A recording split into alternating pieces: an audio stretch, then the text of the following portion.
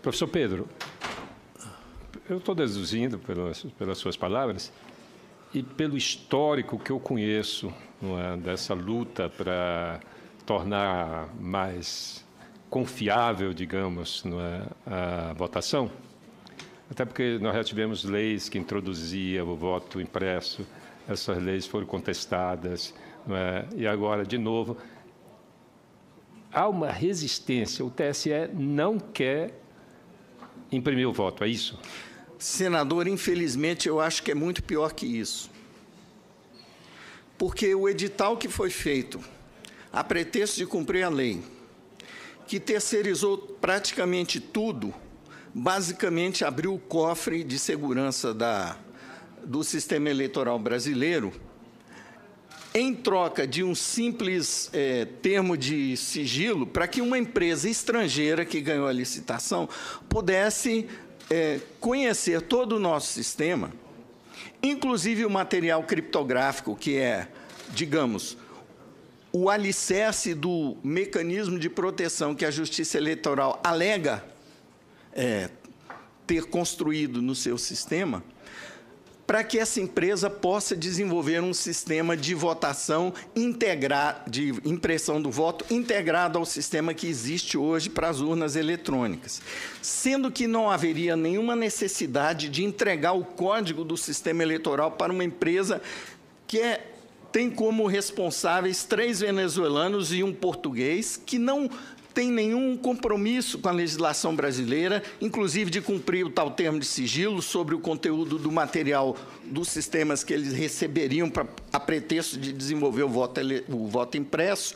Isso, o que está no edital de licitação para implementar o voto impresso esse ano, a meu ver, é um ato de traição à soberania nacional. E esse edital não foi contestado por ninguém? Esse edital foi contestado pelo CEMIND em 7 petições, cujas cópias estão na minha mão.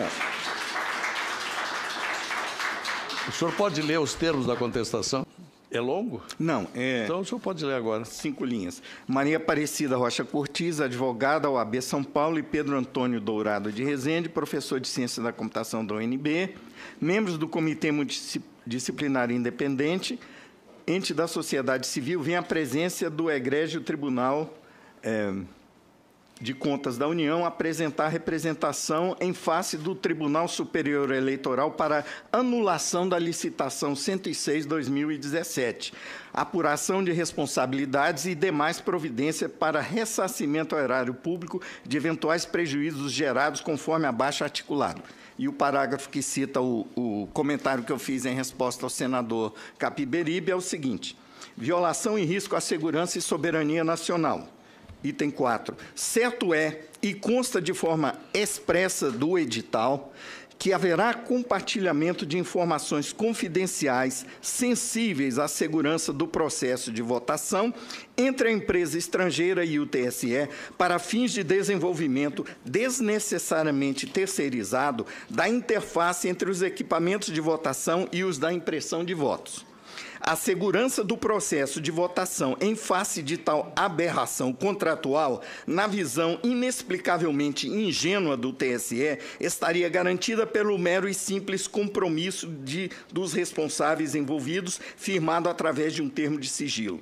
Esse termo de sigilo teria o efeito de vincular às leis brasileiras os seus signatários, mas, neste caso, quem vai administrar o consórcio das empresas vencedoras da licitação são 3 cidadãos venezuelanos e um português, que não estão submetidos in totum à legislação nacional.